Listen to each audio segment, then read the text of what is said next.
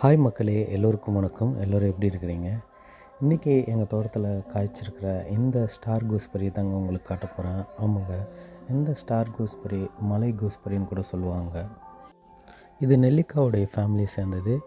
இது எல்லா இடத்துங்கள்லையும் வெப்பமான இடத்துங்களில் அதிகமாக இது காணப்படுது. இந்த பழம் புளிப்பாக இருந்தால் கூட இது உடம்புக்கு ரொம்ப நல்லதுங்க. ஆமாங்க, இதில் விட்டமின் சி இருக்குது. உடல் நலத்துக்கு ரொம்ப நல்லது. இது உடல் வெப்பத்தை இது குறைக்குது. செரிமானத்துக்கு இது ரொம்ப நல்லதுங்க. பாருங்கள், இது பார்க்குறதுக்கு எவ்வளோ அழகாக இருக்குதுன்னு. இது ரொம்ப இலை இல்லாத கிளைகளில் மட்டும்தான் இது வளரும். அப்படியே கூட இந்த மரத்துடைய உயரம் கூட பார்த்திங்கன்னா 6.9 மீட்ரு இது அதிகமாக வளரும். உங்களுக்கு மேலேருந்து கூட இந்த பீப்ஸ் நான் காட்டுறேங்க. பாருங்கள், இது பார்க்குறதுக்கு எவ்வளோ ஒரு பசுமையாக வெளிர் நிறத்தில் இது காணப்படுது. ஓகே மக்களே, இந்த வீடியோ உங்களுக்கு பிடிச்சிருந்துச்சுன்னா சப்ஸ்கிரைப் பண்ணுங்கள், லைக் பண்ணுங்கள், சப்போர்ட் பண்ணுங்கள். நன்றி.